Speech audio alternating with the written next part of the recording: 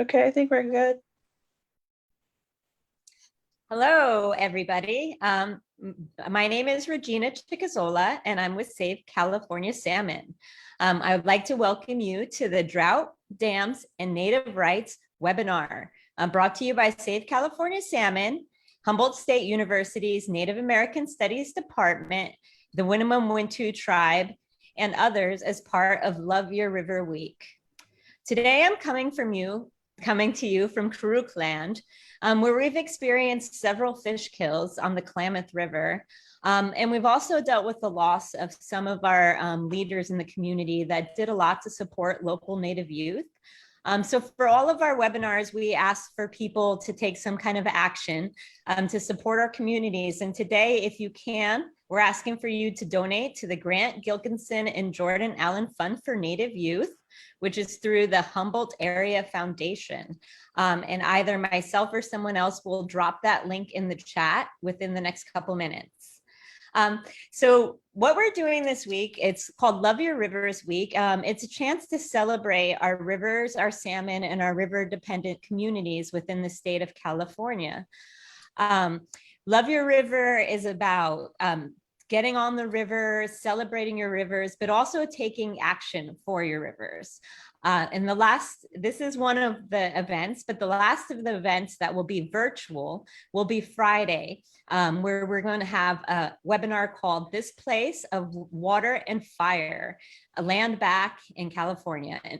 And that's going to be with the co-founder and co-director of the Segure T Land Trust, Corina Gould, with Brittany Orana, a Hoopa tribal member who's a PhD candidate in Native American Studies. And she's also on the board of Save California Salmon, and with Kutcha Risling Baldy, the department chair of HSU's Native American Studies. That will be at noon. And if you need more information, you can go to our website. But this will be a really important one because it's also California Native American Day. So we're going to talk about land back movement and how that relates to water and securing tribal water rights and fishing rights and protecting our rivers in California. And then on Saturday, we're really excited that at noon, we will be in San Francisco and joining the 1-year anniversary celebration of the San Francisco Indian Cultural District.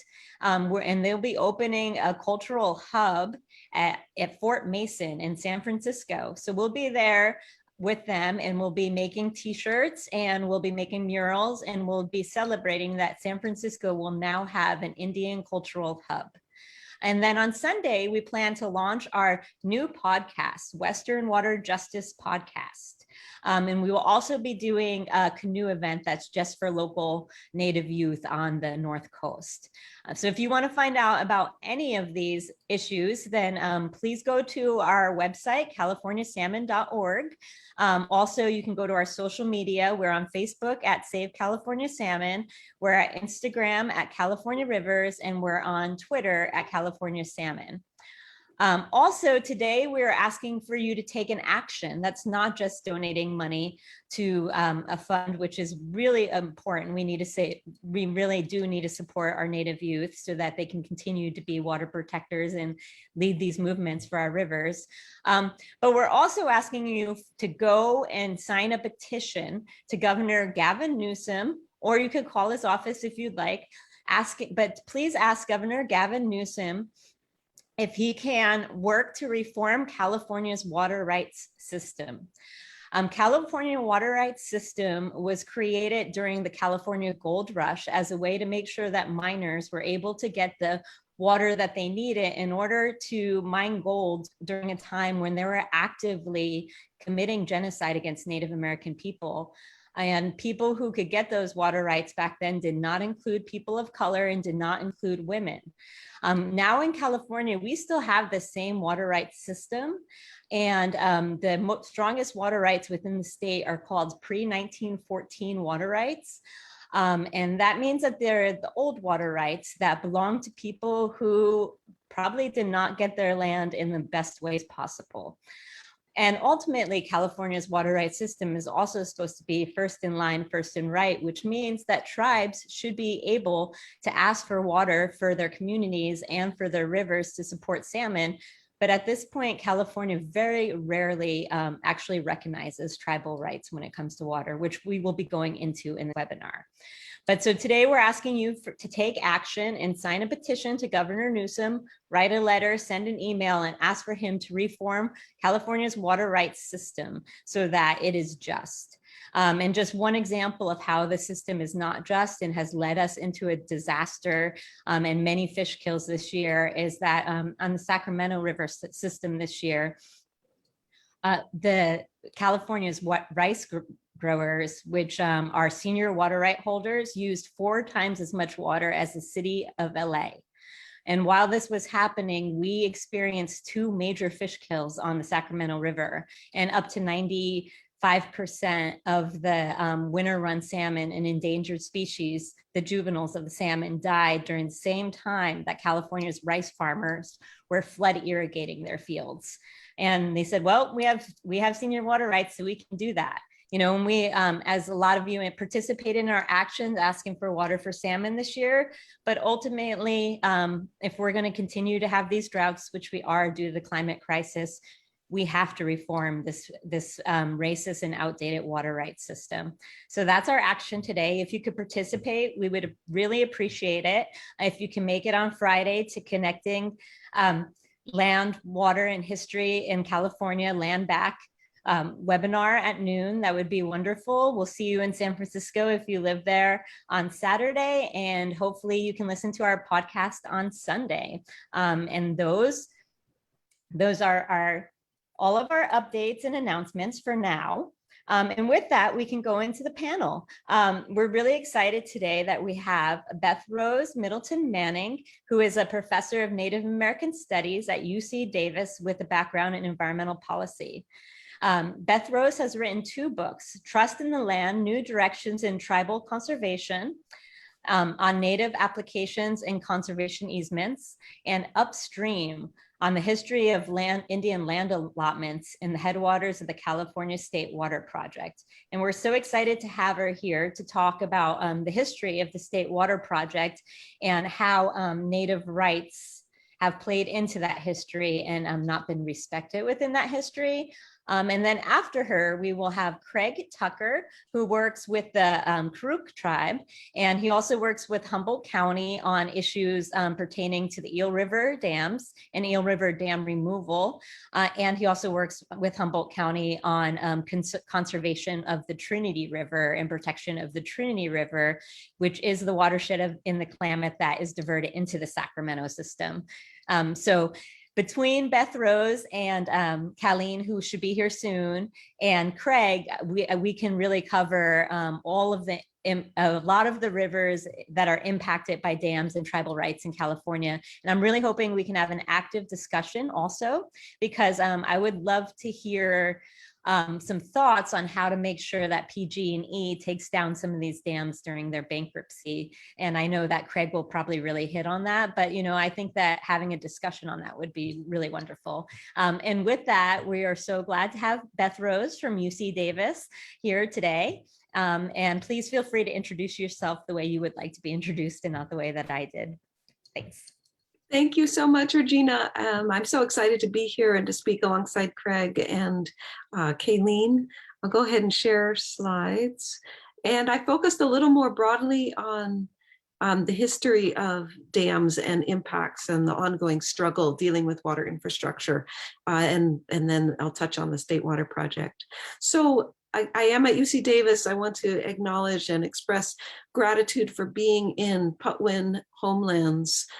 This is our land acknowledgement from UC Davis, the formal land acknowledgement, but I want to express from my heart my gratitude for being here in the homelands of Cachil-Dihi Band of Wintun Indians, Quetzal-Dihi, and Yocha-Dihi Wintun Nation.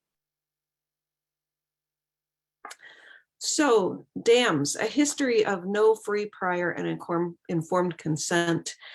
This picture, which I'll get to in the presentation, this is taken at Tasmamkoyam or Humbug Valley at the ceremony of the recognizing and celebrating the transfer of this high mountain meadow to Mountain Maidu people after over 100 years of it being held by PG&E or other utilities prior to PG&E. So when we think about free, prior, and informed consent in the UN Declaration on the Rights of Indigenous Peoples, it says that no relocation shall take place. And if there is relocation or seizure of homelands or waters, that there will be restitution or compensation. This is exactly the opposite of what we've seen in terms of dam building in California. So there's a general pattern, and I'll give a couple of examples. In California specifically, late 1800s all the way through the mid 1900s, maybe recognition of tribal homelands, maybe not, or maybe reduced recognition of tribal homelands by federal and state governments. But regardless of that recognition, there's at some level, usually federal, sometimes state, determination made to impound and divert water for hydropower, for water storage, for development, to serve new cities, et cetera. With catastrophic impacts for indigenous communities, nations, lifeways, relationships, and diverse species along those waterways. And then revenue flows, a lot of revenue, to private companies associated with hydropower development, production, and sale. And this builds up over time. So where are we now? I think really addressing the impacts through various processes like FERC relicensing, the sale or transfer or even retirement of facilities that prompts a review of these impacts that have been present for years but never really looked at directly, and strong tribal and coalition leadership to recognize and address these issues, which may involve various mitigation and potentially infrastructural removal. I know we'll be talking a lot more about the Klamath, but I definitely wanted to mention here as I go through a series of just showing these examples along that pattern of a beautiful river system that was developed by Bureau of Reclamation, the use of federal money to support private homesteaders who received homesteads, got low prices for water at the same time that Native people were being actively disenfranchised from their homelands and waters. And then there's the hydroelectric project and just overall unrealistic water demands on a cultural, ecological system that supports all of these elements. And one might look at it as dueling trustees. I think this might be kind of a problematic framework, but I underscore the federal trust responsibility, which applies across agencies, especially the Bureau of Indian Affairs, Department of the Interior, recognizing senior water rights, first rights, the trust responsibility, cultural responsibility, and fish often as protected species. But at the same time, you have another agency that's effectively acting as a trustee for beneficiaries of an irrigation project that was established at the turn of the century, even in the face of these more senior rights. And of course, the dam removals upcoming on the Klamath, very exciting. I love this graphic from the last Salmon Festival showing the dam removal. San Luis Rey River down south, similar story. Reservations set aside, then diversions for local entities, including the city of Escondido. Non-Indian entities authorized to build diversion structures on tribal lands. 90% of the water diverted to non-Indian communities. Long struggle to try to address this seizure of indigenous lands and waters. Similar story over on Pyramid Lake, the Truckee-Carson Irrigation Project, the Newlands Project, again around the turn of the century, Bureau of Reclamation, huge, heavy impacts on the river and on the lake, ongoing litigation, same pattern. And here's an image and you can see the dam right there. This is going back to Tasmamkoyam and back to thinking about the headwaters of the State Water Project and PG&E's Stairway of Power in the Feather River, North Fork Feather River Canyon. This is one meadow, Tasmamkoyam or Humbug Valley, that was not dammed and has now been transferred to the Maidu Summit Consortium. But there were designs on this area going back to the turn of the century. Great Western Power was the company that preceded PG&E. Again, a private company was able to gain access and rights and put in this stairway of power that delivered power all the way down to San Francisco and also really developed revenue for the company. Aside from the hydroelectric power, was the development of the State Water Project in mid-century, but also using some of the same infrastructure. And this was to bring water from the large facility at Oroville Reservoir and upstream facilities like Lake Almanor, which was part of the power company system, bringing water all the way down to San Diego. So touted as the world's largest system at the time, no mention of the impact on Mountain Maidu homelands, both traditional homelands and villages, as well as what this map shows, which are the public domain allotment parcels that were recognized also around the turn of the century. But many of those were directly taken, patented to the power company, and flooded. This shows the Oroville Dam far downstream, which salmon do not pass. And this is the flooding of lands upstream at Big Meadows, where many of the allotments were belonging to Mountain Maidu families. And this land was flooded between 1910, early 19 teens. Sometimes people were not informed in a language that they knew that this flooding was happening, that this dam was being built, and it would benefit the power company and people downstream. This is Lake Almanor, which flooded Big Meadows, which was crossed by the North Fork Feather River and had many springs. And that's a view of Comyamonim or Mount Lassen in the background. And so it's very important that this meadow was spared that flooding and was transferred to the Maidu Summit. So I just came back from looking at the Acclutina River in Alaska, and it's part of a larger project I'm working on about tribal leadership in dam removals. And some of the sort of stages of the project are looking at the history of the permitting, the development, the construction, the management, development of this water infrastructure without tribal consent. And then broadly, and from an environmental justice perspective, looking at the impacts. Typically, all of the impacts and none of the benefits of these projects accrue to tribes whose homelands they were placed within without tribal consent. And then focusing on Indigenous perspectives on the history and operation of the whole system, the infrastructure, and opportunities for restoration, and how an interdisciplinary plan for dam removal is developed, gains support and funding, addresses transitions to the infrastructure in a system, as well as transitions to the market that may be affected by removing the infrastructure. And then getting the systems, implementing the removal and the restoration. This picture, you can't really get a sense of the scale, but this is an extremely deep and steep canyon. And this piece of machinery is working on removing a dam that was built in 1929. And then looking at some of the outcomes for ecology and community and recommendations for instituting this sort of process on other rivers where dams have been imposed within tribal homelands. I think that's it. Thank you. Thank you so much, Beth Rose, for that presentation. And we are having a little bit of technical difficulties with Colleen. She got kicked off, but she will be back on. So we'll figure that out. But luckily, she is the last panelist today. So with that, I would like to introduce Craig Tucker, who works with the Karuk tribe on the Undam the Klamath campaign, and also works for Humboldt County on Eel River and Trinity River issues. And he is the director of Suits and Signs, I believe is the name of his organization. So if you could introduce yourself the way you would like to be introduced, Craig, and please let us know what you want to say today. Thanks, Regina. I really do appreciate you putting this together and giving me an opportunity to be here.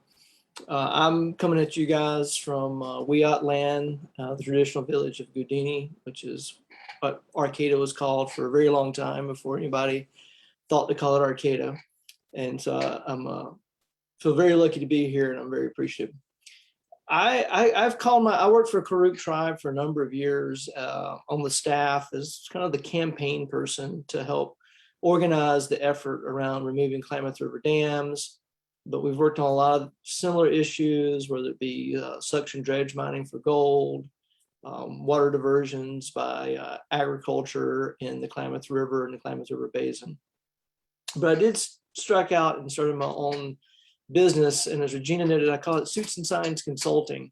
And the reason is it kind of captures my change philosophy from just the experience of going through things on the Klamath that I have. And so my suits and signs, the whole meaning of that is when you're working for change and you want to do big things, like we're talking about the biggest salmon restoration project in US history, if not world history, through the removal of 4 big dams on the Klamath, you have to have a pretty big toolbox. So part of what we do is events just like this, for educational events for the public.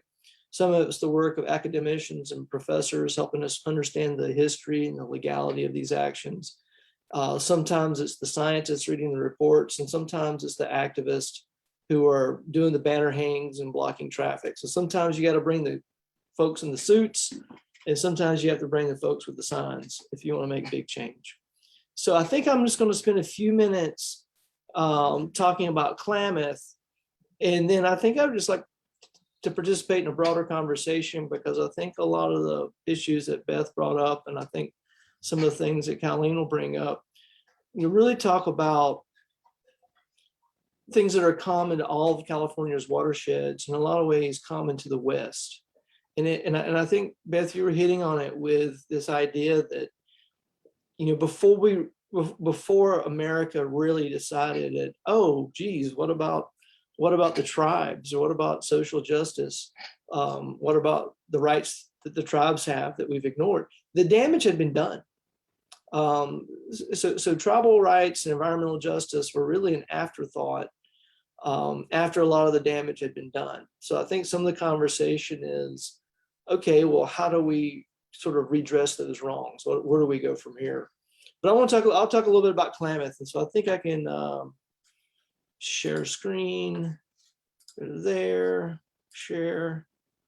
So I think you're seeing my screen there. The Klamath, it's really been a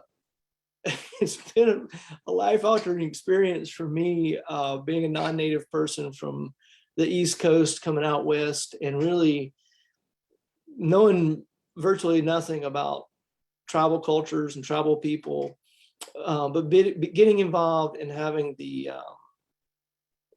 really good mentors in the tribal community that have taught me a lot, and helped me understand the intersectionality between environmental issues and environmental racism and environmental justice. And so, I have a perspective that it's unique to me, that I'll share with all of you guys. And but it is perspective of someone who's not from here and not from this community, working inside of a tribal community. Just to help you guys get your bearing, I just want to show you the red here is Karuk's Aboriginal territory, kind of in the lower half of the Klamath River Basin. It's over 1 million acres of land that the Karuk traditionally lived in. And the Karuk is one of those tribes, like a lot of the tribes up here in Northern California, that were not successfully displaced by the United States. There's a lot of efforts to move Karuks, but the landscape here is incredibly rugged. And so it was really impossible for the United States Army and California to displace Karuks from their Aboriginal homelands. And one thing that's really amazes me every time I see it, and every time I spend time up around Orleans, is Karuk do a lot of things today that's the same thing they've done for literally millennia. The fishing really looks the same today as it looked thousands of years ago. The basketry, the language is very intact. The ceremonial practices are the same as they always were. So the Karuk have been able to carry this traditional ecological knowledge and cultural knowledge with them for thousands of years, and it still informs decision-making of how to manage fisheries, how to manage for fire, all of that. But things did change when colonization, really the genocide that came with colonization. It was it's a horrific moment for Native people in California when gold was found, and there were these influx of gold-hungry miners. But there were several waves of this in the Klamath and in a lot of these watersheds. So it kind of started with mining. The next big wave was logging and timber. Then there was a big wave that was building all these diversions and draining wetlands to build irrigation projects. And then there was the wave of dam building. And we're probably in the tail end of another one of those waves. It's not depicted here, and that's marijuana growing. That was also just another one of these boom and bust waves of entrepreneurs that were trying to exploit the resource and export the wealth of this place. And the cost of that is it's really asked our ecosystems to do too much, right? It's like there's no one thing that's driving the salmon extinct, but it's these one on top of another over time has really drained our landscapes and our ecosystems of resilience. So now that global warming is upon us and that we're experiencing these epic droughts, the rivers really has no resilience left in it, right? It doesn't have a lot to give. And we see that on the Klamath with massive fish kills. This fish kills from 2002, but this year, we think around 90% of our juvenile fish died of disease before they got out of the river this year. It's absolutely devastating. We have massive blooms of toxic algae that bloom in the reservoirs upstream of the dams. So we've really thrown things out of balance. And there's a lot of reasons for it, but what you've heard us talk a lot about on Klamath in recent years is the dams. And the dams aren't the only thing that's a problem here. The dams are sort of a unique deal where you get a license to operate a dam, and that license expires in 30 or 50 years, and it creates this kind of moment in time where you can actually make a change. You can change how the dam operates, the terms of the license, or you can kind of gun for dam removal, which is what we've done here. And I can go into some details about what these dams do. I can spend all day explaining why dams are bad for salmon. I think most of the folks here today probably understand that a giant concrete plug in the middle of the river is going to create major problems for fish. But the opportunity on the Klamath, and I think the opportunity for dam removal in other places like the Eel River, is what dams don't do. So the big opportunity comes with the deadbeat dams, the ones that are all problems and no benefit. And that's really what we get on the Klamath. These dams are not flood control dams. They don't divert water for ag. They don't make very much electricity. In fact, they're so bad at making electricity that the company is convinced that getting a new license would result in a project that loses money every year. And so that creates the opportunity for dam removal on the Klamath. But it was a massive lift even so. And I really don't have a slide for this, but one of the things I've been thinking a lot, I tell this story and people are like, well, if these dams are useless, what's the problem here? Like, why is it so hard to remove these dams? And I've thought a lot about this. And these dams are, 3 of them are in Siskiyou County, California, and one's in Klamath County, Oregon. And if you've been up there, it's a very politically, what would be maybe hyper conservatism. I don't even know how to describe the brand of politics up there. And I think that, a lot of the West, in the mindset of the West and what we've done to the ecosystems of the West, are really driven by this concept of manifest destiny.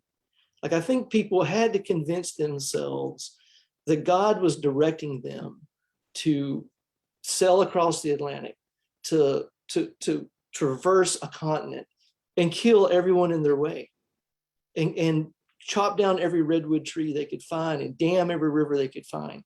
They had to be convinced that God wanted them to do it, to do these things. And a lot of this is like heinous acts of violence that people committed. And I think manifest destiny, it drove that. And I think today there's a lot of that still lives in the West. And I think a lot, I'm from the South, and there's been this big debate on the national stage about Confederate war memorials. And statues of Robert E. Lee and what all this stuff means. And you really, when you understand the history of these things, that they were, when they were built, they were built during the Jim Crow era. They were built during the Civil Rights Movement. They were built to send a message to somebody and let people know who was in charge. I think that's part of the reason that people cling so tightly to these dams, is that they're these monuments to manifest destiny, more than something that provides a practical, provides any, they don't, like I say, they don't make lots of power, they don't protect us from floods, but they do tell you who's in charge as long as they're there. So I think that's part of this conversation.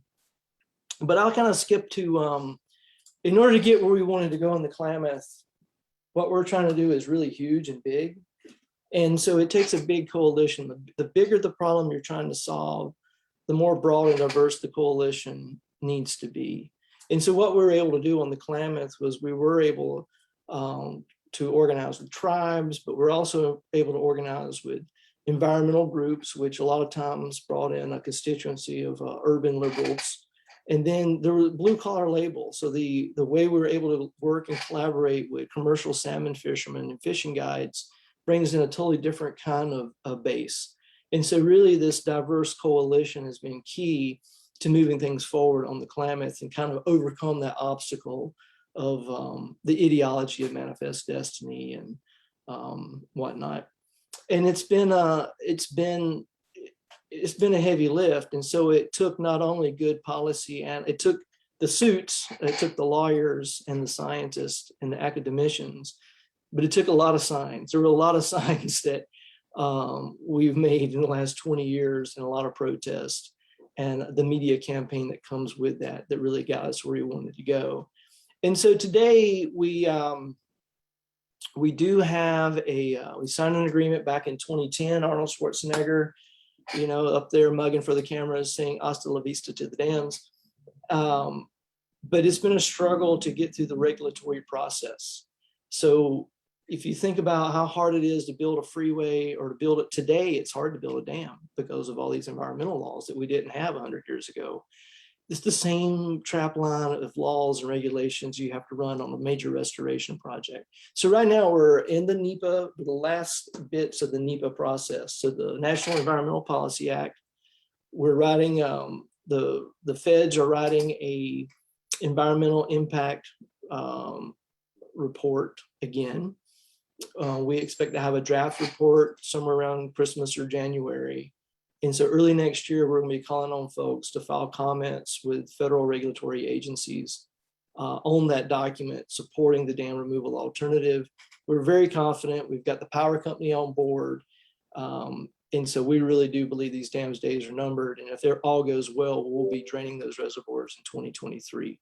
So spawning free in 23 is the new logo, the new bumper sticker that we're working on. And I think I'll stop there and turn it over to other panelists and maybe hopefully leave a lot of time for some good conversation and dialogue. Thank you, Craig. And someone does have to promote Colleen. She's back. We just had an issue with the Zoom. So Pua or Cody. She just got promoted. Okay, Colleen, you should be good to go if you turn on your mic and your video. Okay. And sorry about that. That's fine. It normally happens to me all the time. This technology is not part of traditional knowledge processes. And so I think they try to block me too. It's like, you gotta really talk to people, get up front and talk to them up close and not through the air like this. But, we have to have this little argument about it. Just like with our water, it's like, I think people have to realize that California has probably the world worst, most complicated water system ever in the world. And we probably have a lot of water. And yet the laws have not been for water. They've been for certain people in the state. And certain people have advocated and gotten water where they shouldn't have water. and other places have given up water that should not have given up water. And now we have situations in the North State where, you know, the wildfires are taking place. And part of that is because there's a drought system that's happening, not because of no rain, but because of water projects that have diverted water from mountain areas. They've diverted the streams so that those trees don't have the kind of water system that they should have. And the birds don't have the water systems that they should have, as we're a flyway, and they plant seeds.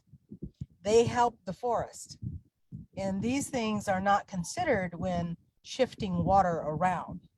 You know, we shift water to a lot of arid areas where water should not be. And we leave an abundance of problems and imbalance from taking that water. And when we do that, you know, we're killing the salmon, we're changing the temperatures of water. We're taking away the fish that actually clean the waterbeds.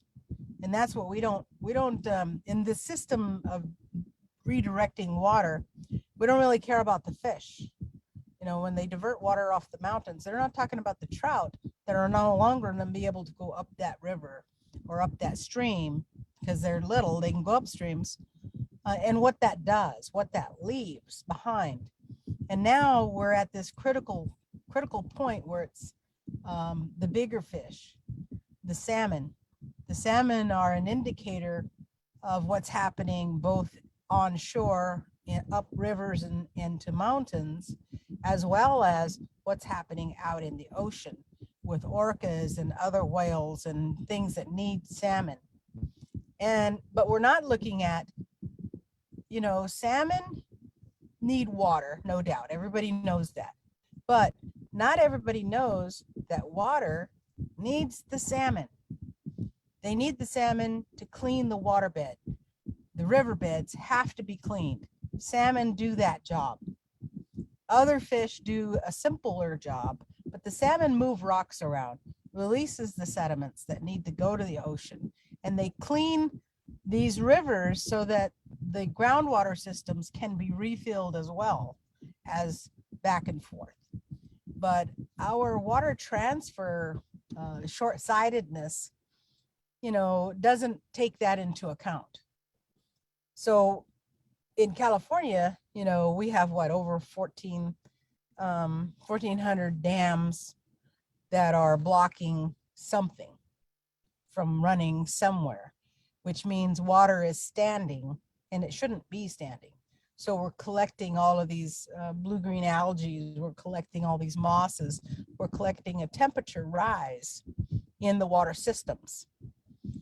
Yet, you know, we're still supporting GMO farming in the desert, and we feel like that has to be, you know, it's going to be a big crisis if we don't do that, if we don't keep doing that.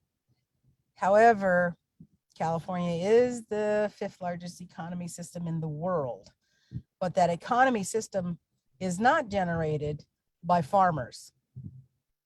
They have like 2% of the economy that they help with. Otherwise, most of those products that are being grown are shipped out of state and out of country. But what we're left with is no salmon and no water and temperatures rising. And we're left with the critical red lines here while the profits are being made and nothing is coming back into our systems. You know, we're fighting against the Shasta Dam raise. And the Shasta Dam raise has got to be one of the worst ideas ever because it's built on an earthquake fault line.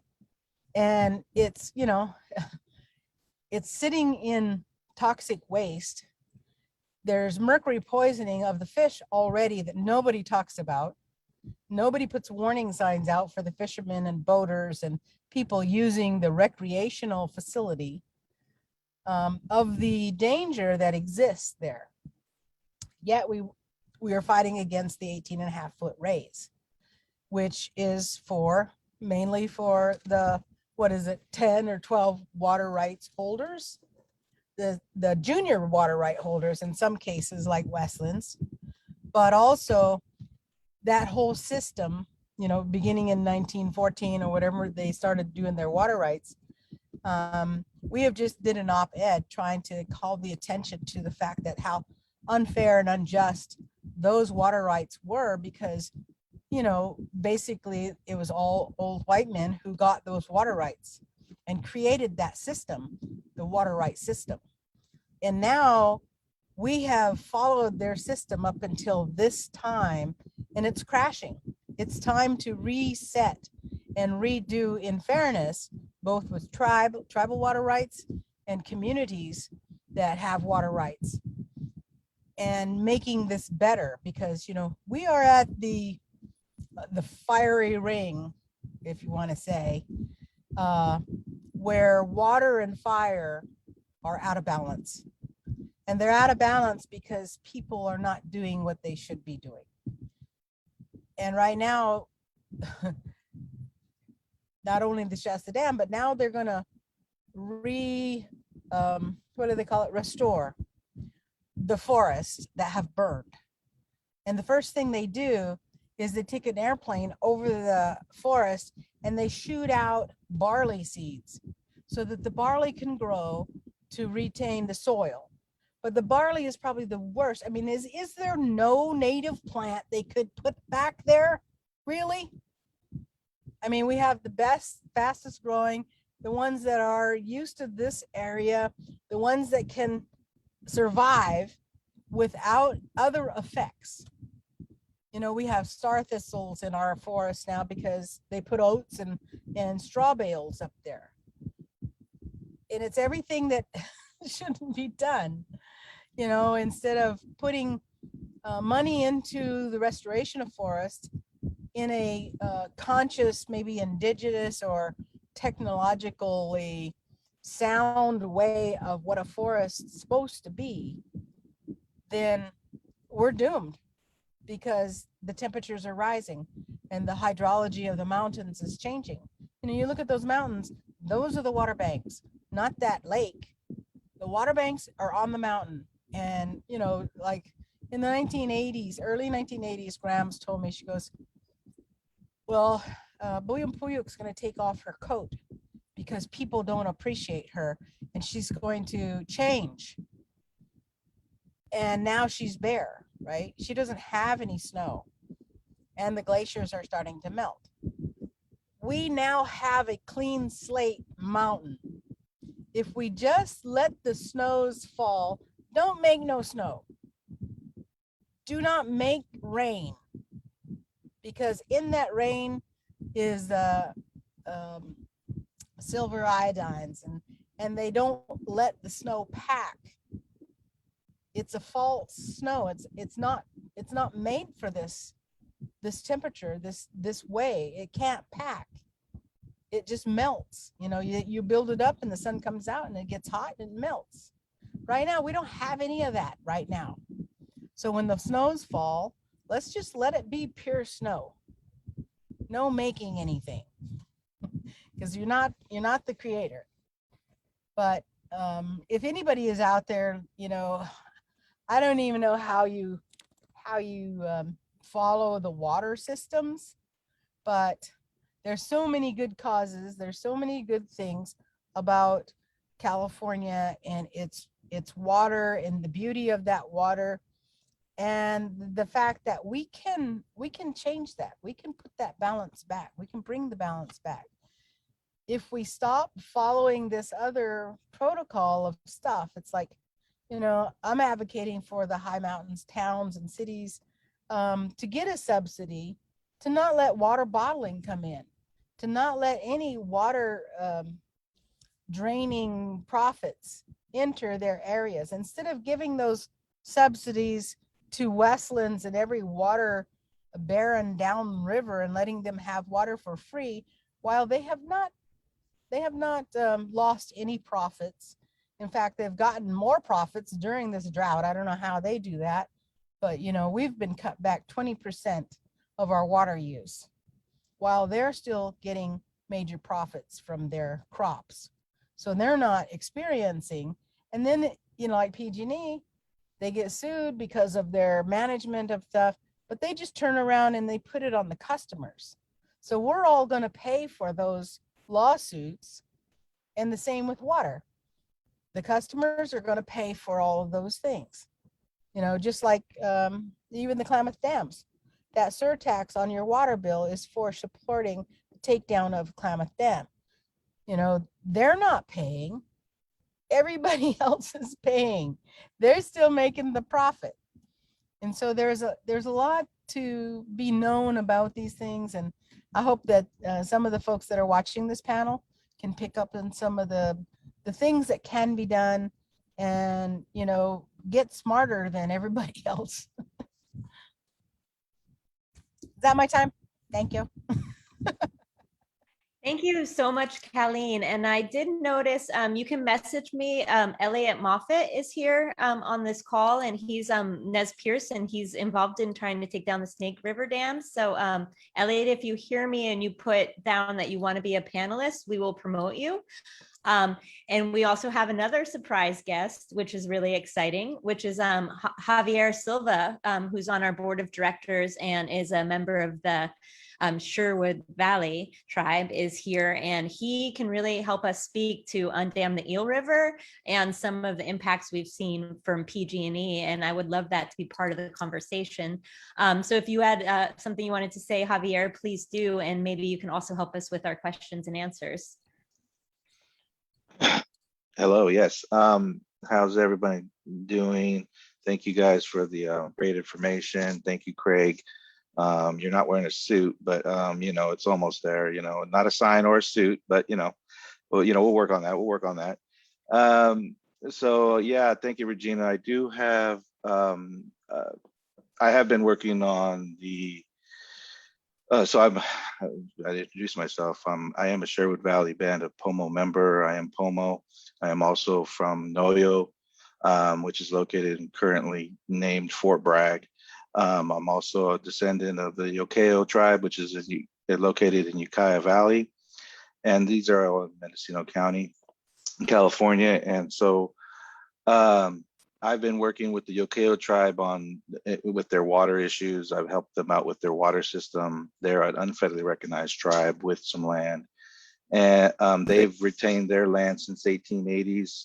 They've been paying property taxes on that land and so chosen not to be federally recognized for the moment, but they are interested and have been involved in the water issues in the valley there, and are hardly concerned about the diversion that comes from the eel to the Russian, and you know, it's not supportive of that system, and so they are looking to get more involved in what happens with that. There's also been the groundwater agency being formed within the Ukiah Valley that is looking at quantifying groundwater as well.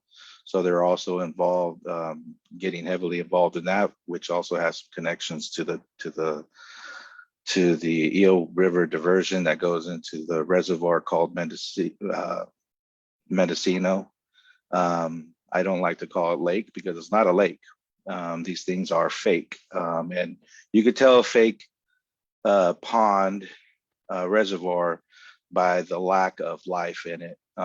You know, look at, you know, the reservoir Shasta, the reservoir Pillsbury, there's no life in there. And you know, one thing that, you know, as a, you know, carrier of some knowledge from my ancestors is that, you know, we need those riparian areas. We need the places where we can go and gather the materials and the medicines. And these creations haven't done that. You know, they don't do that, and they won't do that. And, you know, and including the impact to the fish and all that. So we are, you know, and we see it downriver. You know, we see it along the river that the tribe, Yokeo tribe, owns some land right to the river, and have been using that since time immemorial. And so we've seen the impacts of that, the draws, the vineyards all around us. The tribe is the only piece of land that does not have a vineyard or any type of agriculture going on in the Ukiah Valley. So if you look at it on an aerial photo, you'll be able to find us. That's all right. Oh yeah, there's Ukiah. I could tell. There's no vineyards, there's no orchards or anything like that. So I also work with the Manchester tribe located in Point Arena, and I'm helping them do a lot of climate with the water and the climate change. But right now we're dealing with the drought, and so we are, looking at.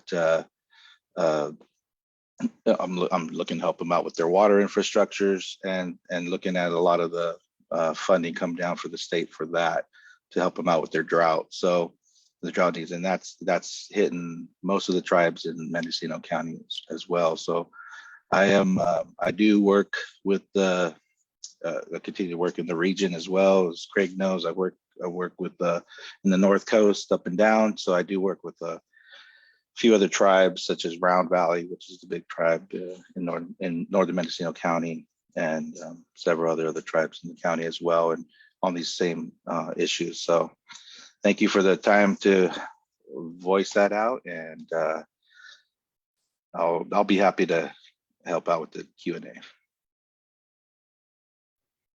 Awesome. And thank you so much. We were actually supposed to have Ali Merdez Knight from the Machupta tribe here today too, but she was unable to make it.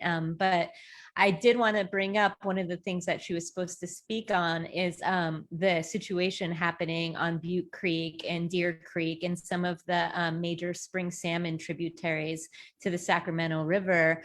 And what we're seeing, and we're seeing the same thing in the Eel River, is that one, we're seeing too many diversions, which we're seeing everywhere, and the water rights of the tribes not being respected, but water rights of pre-1914 colonial water right holders being respected. And so whole rivers going dry and whole creeks going dry.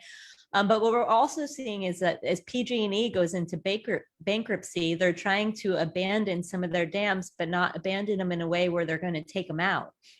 And that you shouldn't be able to just get a public resource like a river or a dam and be able to leave a dam in place and just cut and run. And so what we saw in Butte Creek this year is that tens of thousands of adult spring Chinook salmon died in that creek.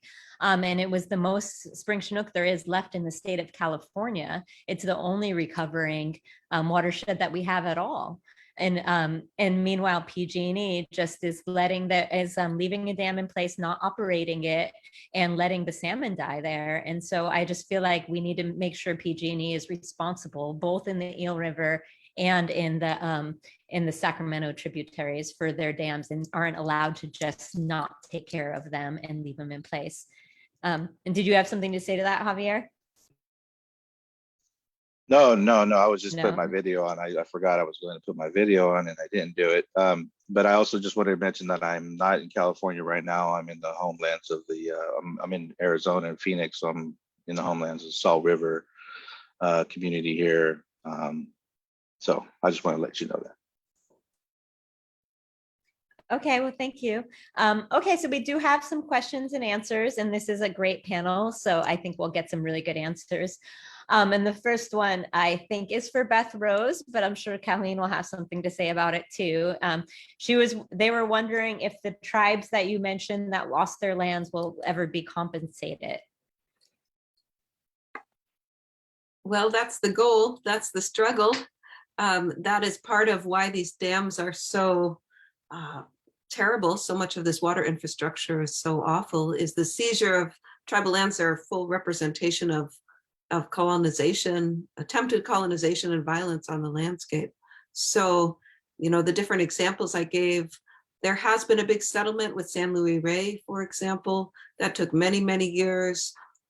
I can't think of all of the outcomes right now, but that did go through a settlement process. And I think in the other situations, you don't necessarily see full restitution of lands, even with the Maidu Summit Consortium. It's wonderful to see the transfer of Tasmamkoyam to the consortium, but there are many other facilities and kind of footprint from the hydro development that are still remaining to be addressed. So I think that's really an ongoing issue and struggle, and that's part of why we're here, to be part of that movement. to see those issues addressed, to see the land returned. Yeah, I would just add that land back is more of the answer to this injustice that has happened, because the land that they're offering up is land that they don't want anymore because they've ruined it. And when we take it back, it's going to cost to fix it. And there's no money to help us do anything like that.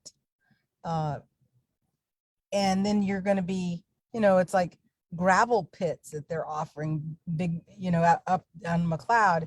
It's like this 3 acres of gravel that they don't longer use anymore. And they're going to give that back, to somebody, not necessarily tribes. And you have to jump through all those hoops, and then you have to abide by the state laws and land. I mean, there should be a California reservation system where tribes can easily put something into trust to take care of it, not lose it, and have time to find the way to fix it, to help it, to change it, and make it not this dragged out, 30-year lawsuit where you have to find attorneys, and then you lose those attorneys and you got new attorneys. You're always educating everybody around you because the Forest Service changes hands, the BLM changes hands, and then we're still doing the same thing. We're still there. So it is a matter of following people who have the long history of what that is supposed to look like. I mean, like the McLeod River. Everybody thinks it's running at its full capacity at 200 CSFs. That is supposed to be the minimum amount of flow from the original 1,000 CSFs that's supposed to be in the river. But somehow it seems to be okay to run it at its lowest minimum amount. And right now I'm challenging PG&E that they are below that.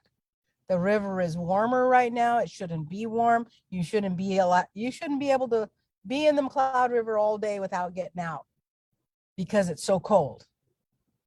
And right now you can stay in the river almost all day and not get out. And there's moss growing in the bottom of it, and it's lower than it should be. But who do they call after I complain? They call PG&E to go check their gauges, and they say everything's fine, everything's good. It's like, well, how come there's so much moss in the river, and how come the temperatures are so low? It's like you got the water fixers are the water beneficiaries, and the water profiteers. And the normal people, the community people, the tribal people cannot hardly even break through that system to make changes good.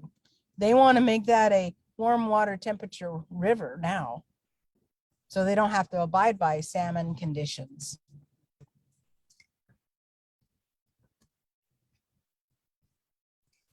Thank you for that, Colleen. And the only other questions we have are there's a few that are like, thank you for acknowledging the impacts of mining and logging and diversions. Can you tell us about your views of the impacts of the tribe that was dispossessed from the land from dam construction? And I just wanted to answer that real quick. I think because there are specific examples being used, maybe people think that there's just a couple tribes or that have lost land due to dams. But one of the things I would recommend reading Beth Rowe's book, Upstream, or some of the other histories on these issues, because what you'll find is that tribal lands were targeted for dam construction. And this isn't only true in California, it's true throughout the nation. But a lot of the areas where you see dams are where there were fertile valleys, where there were lands being held in trust for tribes. So pretty much no matter where you are, if you see a large reservation or a large dam there, then or a large reservoir, there's a good chance that there was a tribe there before that. And now we're hearing more and more that there's gonna, we should build more dams, but it's like, who's gonna lose their land for that? And I think Javier rose his hand to say something about that. Well, yeah, and one thing that that bothers me is that they become recreational it's all about recreation now because of the tourists. We want people to come to our town, whichever town that is. And tourism, so now the highlight of these reservoirs are, let's get people out on the lake. Let's cool them off during the hot periods, and they're popular. And that is the issue I think we have in where I'm at is people want those ponds because of the comfort level they have with that, because they say, okay, let's help it. We had a big fire recently, and the drought task force people were praising the fact that we had the reservoir there because they feel comfortable. That's where we go get our water to fight the fires. And so that could change, that could come from somewhere else. They don't. So the support to keep these things there is really, really strong with the public, especially in these big cities, And so that's where I kind of want to say, okay, is it really a good place to go swim?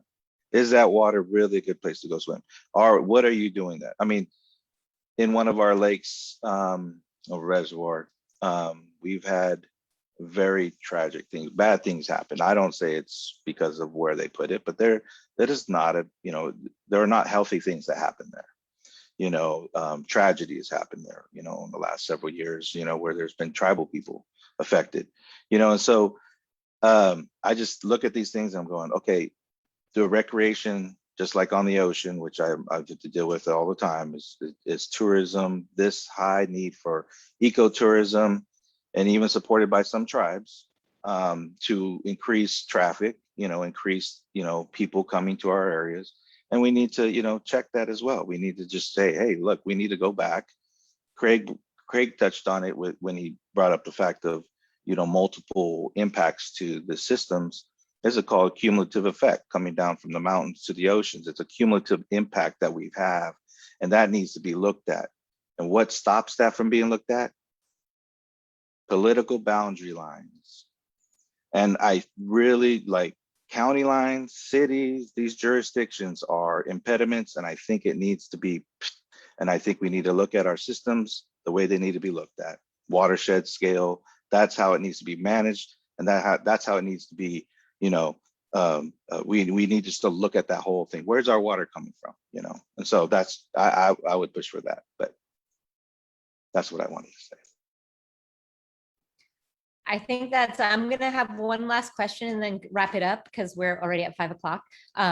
And hopefully we'll get a quick answer, but I do really agree with that point. And I think that's one of the reasons why I think the Run for Salmon is such an amazing thing, is that it does go all the way from the San Francisco Bay up to the Shasta Reservoir and kind of retraces the way the salmon move, which is so much different than what we see as far as jurisdictions and even reservations, because and it really lets people know where their water comes from and where their salmon are going.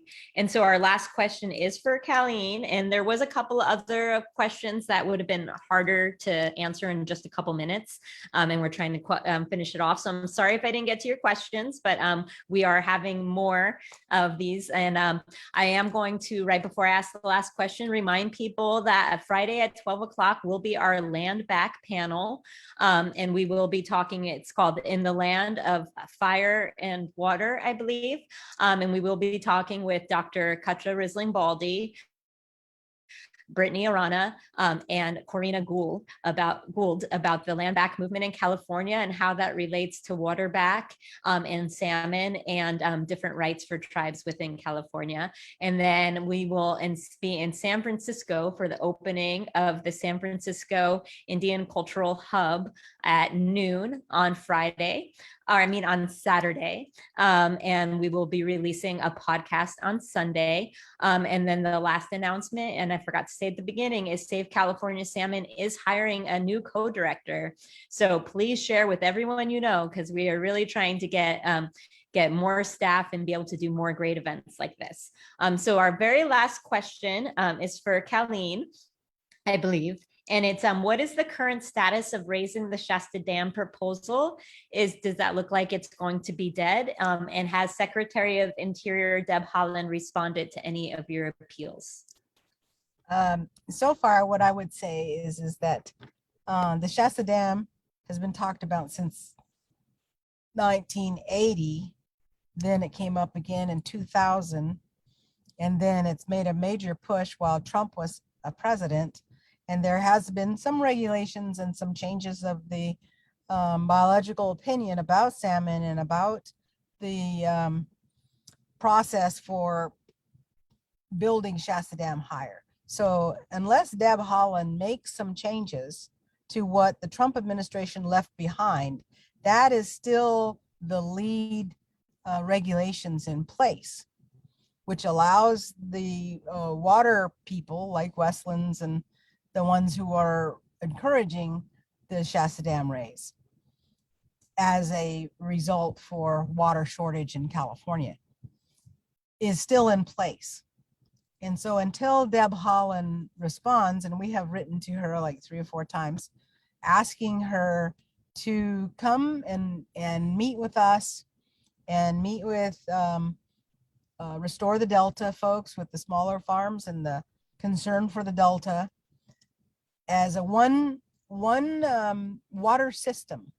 And what we like to do here is we like to put a boundary around each section that we're going to ruin, like the Delta.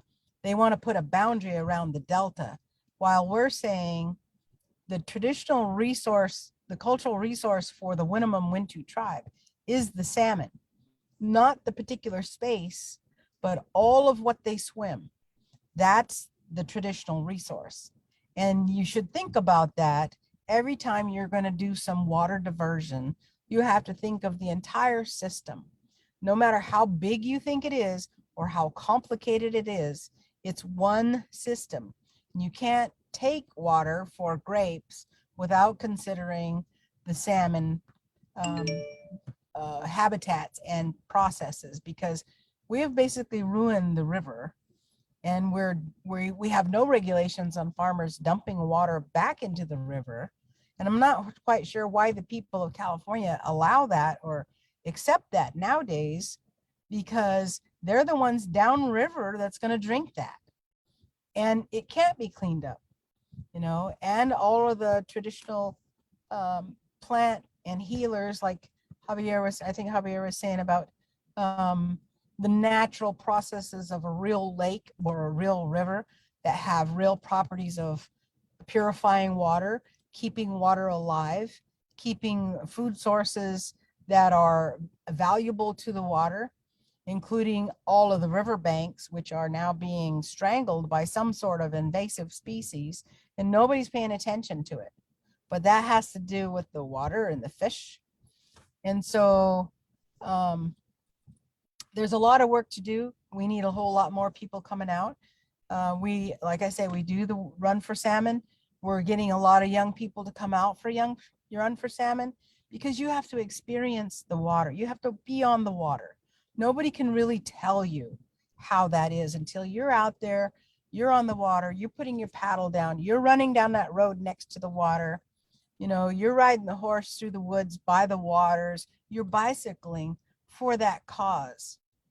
And we don't see any salmon in the river, right? But one day we're going to, if enough people turn it over, and California has enough people, if we just start realizing we can do something, and we got to do it together.